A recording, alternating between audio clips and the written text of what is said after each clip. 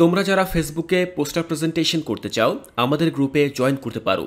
ফেসবুকে class 6 to 9 poster presentation লিখে search করলেই আমাদের গ্রুপ পেয়ে যাবে। আমাদের এই গ্রুপে জয়েন হয়ে তোমার ক্লাসের সকল বিষয়ের পোস্টার অন্য সবার সাথে শেয়ার করতে পারবে।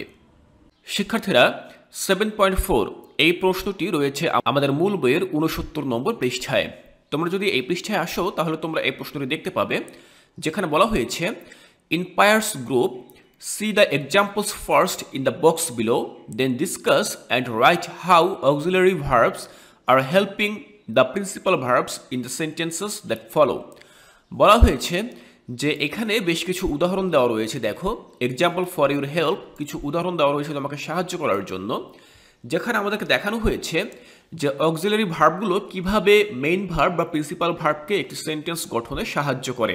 এবং এই উদাহরণগুলো পড়ে বোঝার পরে তোমাকে নিচে আরও বেশ কিছু প্রশ্ন দেওয়া রয়েছে, সেই প্রশ্নগুলো তোমাকে নিজে সলভ করতে হবে। শিক্ষার্থীরা এই প্রশ্নগুলো সলভ করার পূর্বে অবশ্যই আমাদেরকে এই উদাহরণগুলো পড়তে হবে, যাতে করে আমরা বুঝতে পারি যে কিভাবে একটি অক্সিলারি ভার্ব একটি মেইন ভার্বকে সাহায্য করে। শিক্ষার্থীরা এই অধ্যায়ের শুরুতেই কিন্তু আমরা অক্সিলারি ভার্ব কি এবং প্রিন্সিপাল ভার্ব কি এই সম্পর্কে বিস্তারিত জেনেছিলাম।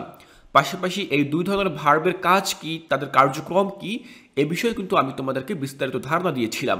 তো দেখো, বলা হয়েছে কি example for your helps, I do not drink contaminated water. বলা হয়েছে I do not drink contaminated water. Contaminated শব্দের অর্থ হচ্ছে বিষাক্ত বা দূষিত। তো এই বাক্যের অর্থ হচ্ছে আমি দূষিত পানি পান করি না। এখানে এই ডু হচ্ছে অক্সিলারি ভার্ব এবং এই ডু নটের পরে দেখো যে ভার্বটি বসেছে সেটি হচ্ছে ড্রিঙ্ক, DRINK, ড্রিঙ্ক, এটি হচ্ছে প্রিন্সিপাল ভার্ব। এখন এই বাক্যে প্রিন্সিপাল ভার্বের সাথে ডু বসেছে। এখন এই ডু কি? ডু হচ্ছে অক্সিলারি ভার্ব অর্থাৎ সাহায্যকারী ক্রিয়া, যেটি কিনা এই ড্রিঙ্ক এই ভার্বটিকে সাহায্য করছে। এখন এইখানে ডু নট বসে এই পুরো বাক্যটিকে কি করা হলো বলো তো? দেখো, ব্র্যাকেটে লেখা রয়েছে টু মেক নেগেটিভস, অর্থাৎ এই বাক্যটিকে সে নাবোধক করে দিল। আমরা বুঝে নিলাম কিভাবে একটি অক্সিলারি ভার্ব সে একটি বাক্যে বসে পুরো বাক্যটিকে সে মডিফাই করে দিতে পারে। আবার বোঝার চেষ্টা করো, I do not drink contaminated water. এখন তুমি মনে করো এখানে এই ডু নট কথাটি লেখা নেই, আছে কি শুধুমাত্র আই ড্রিঙ্ক কন্টামিনেটেড ওয়াটার, আমি কন্টামিনেটেড ওয়াটার বা দূষিত পানি পান করি। তাহলে কি হয়ে গেল? লাইনটার অর্থ একরকম হয়ে গেল, কিন্তু ডু নট কথাটি বসে অর্থাৎ এই অক্সিলারি ভার্ব কথাটি বসে পুরো বাক্যটি কি হয়ে গেল? নেগেটিভ হয়ে গেল। তাহলে আমরা বুঝলাম যে কিভাবে একটি বাক্য নেগেটিভ করার ক্ষেত্রে অক্সিলারি ভার্ব কাজ করতে পারে। এরপরে দেখো, পরের বাক্যে বলা হয়েছে have you drunk enough water. দেখো, বলা হয়েছে have you drunk enough water, তুমি কি যথেষ্ট পরিমাণে পানি পান করেছো? এখানেও কিন্তু দুই ধরনের ভার্ব রয়েছে এই বাক্যে, যার মধ্যে প্রথম ভার্বটি হচ্ছে হ্যাভ, যেটি হচ্ছে আমাদের অক্সিলারি ভার্ব, এবং পরবর্তী ভার্বটি হচ্ছে ড্রাঙ্ক, DRUNK, ড্রাঙ্ক। ড্রাঙ্ক মানে হচ্ছে পান করা। তো বলা হয়েছে have you drunk enough water, তুমি কি পর্যাপ্ত পরিমাণে পানি পান করেছো? এখন এখানে এই হ্যাভ ইউ অর্থাৎ এই যে অক্সিলারি ভার্বটি বসেছে, এখানে হ্যাভ ইউ আগে বসে এখানে কি করেছে সে? টু মেক কোশ্চেন, অর্থাৎ সে প্রশ্ন তৈরি করেছে।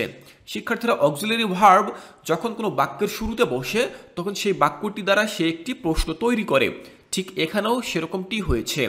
এখানে সেন্টেন্সের পূর্বে অক্সিলারি ভার্ব বসে সে একটি প্রশ্ন তৈরি করেছে, যে প্রশ্নটি হচ্ছে have you drunk enough water, তুমি কি পর্যাপ্ত পরিমাণে পানি পান করেছো?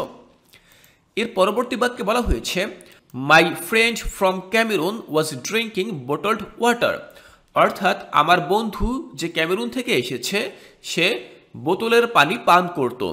এখন দেখো, এখানে অক্সিলারি ভার্ব কোনটি বলতো? এই পুরো বাক্যে অক্সিলারি ভার্ব হচ্ছে ওয়াজ, WAS, ওয়াজ, এটি হচ্ছে আমাদের অক্সিলারি ভার্ব। এর পরবর্তী যে ভার্বটি রয়েছে DRINKING, ড্রিঙ্কিং, এটি হচ্ছে আমাদের প্রিন্সিপাল ভার্ব। এখন দেখো, এই ওয়াজ এই ড্রিঙ্কিং এর আগে বসে কি করেছে?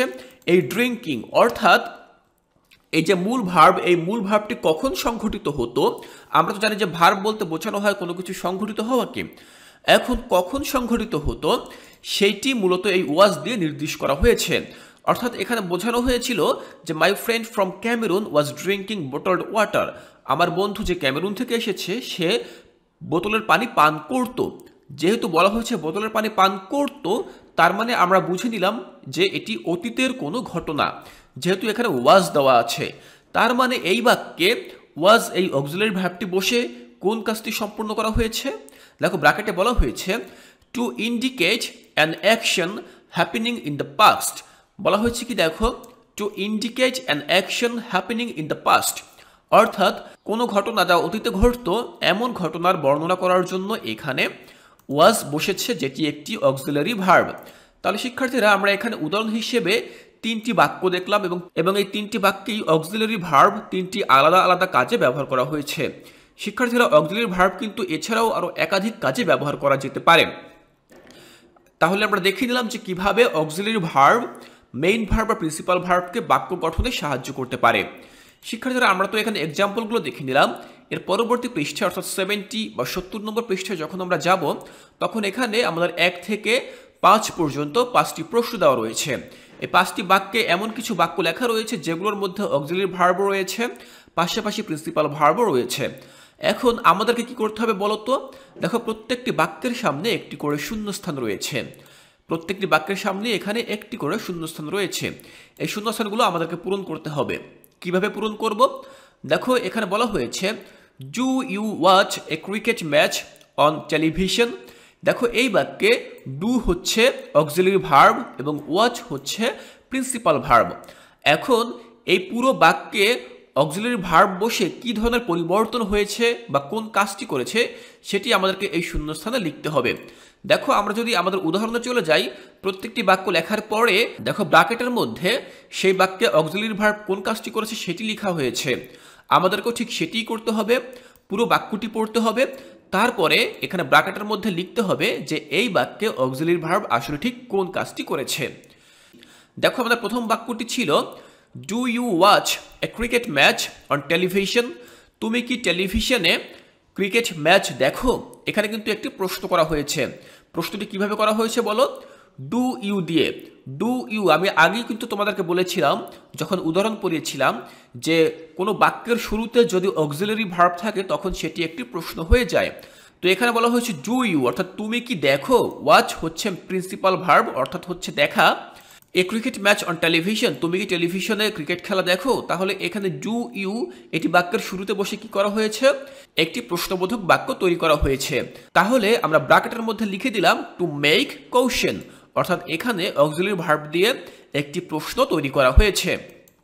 এরপরে দেখো 2 বলা হয়েছে I do not like to wait for a long time.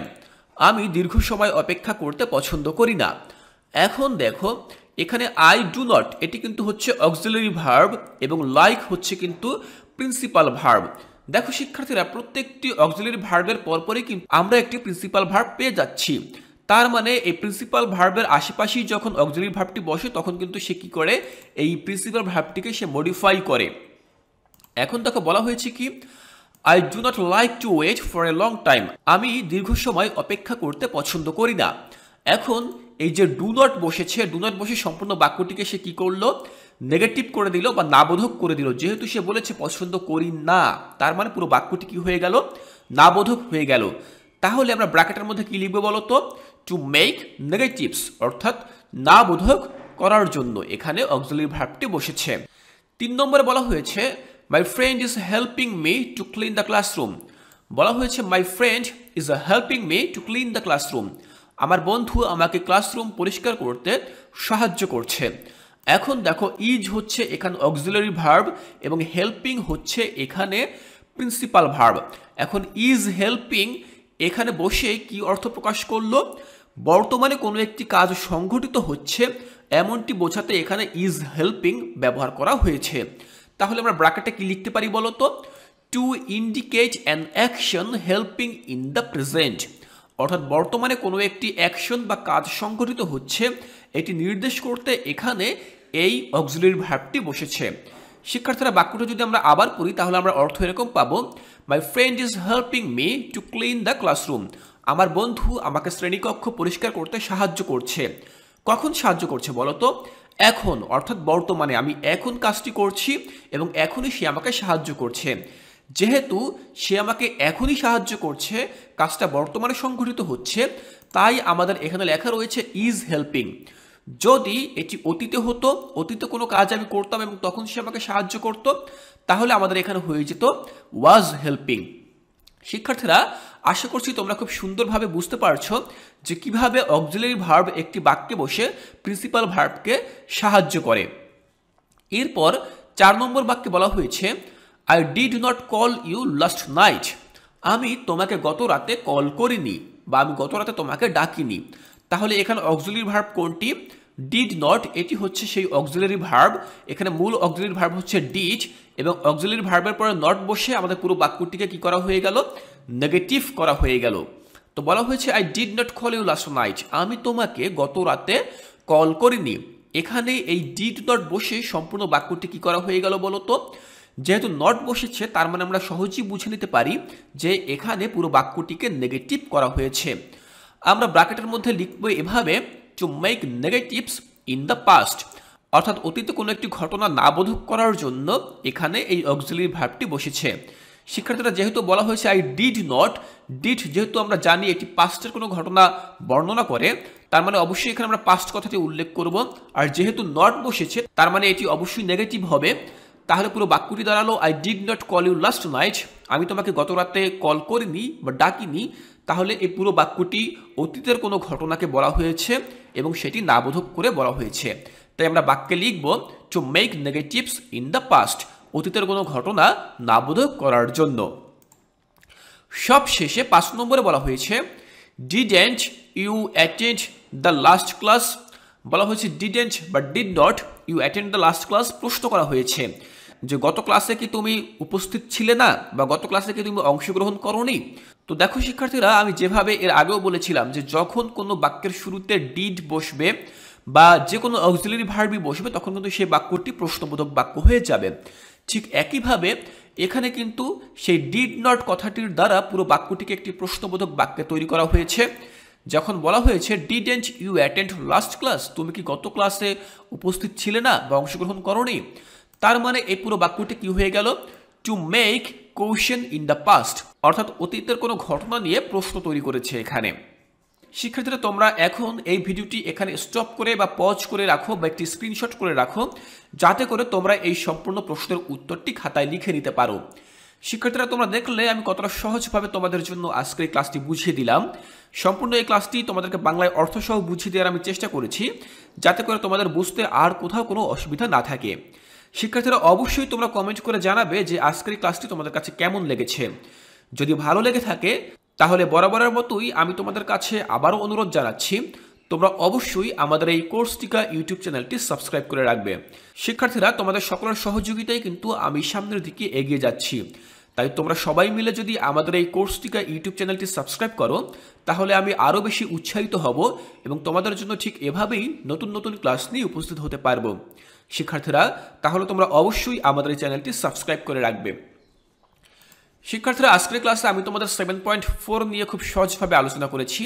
এর পরবর্তী ক্লাসে আমরা 7.5 নিয়ে আলোচনা করব, যেখানে সম্পূর্ণ এই ক্লাসটি আমি তোমাদেরকে খুব সহজভাবে বুঝিয়ে দেওয়ার চেষ্টা করব। শিক্ষার্থীরা, সেই ক্লাসটি দেখার আমন্ত্রণ জানিয়ে আজকের ক্লাসটি এখানেই শেষ করছি।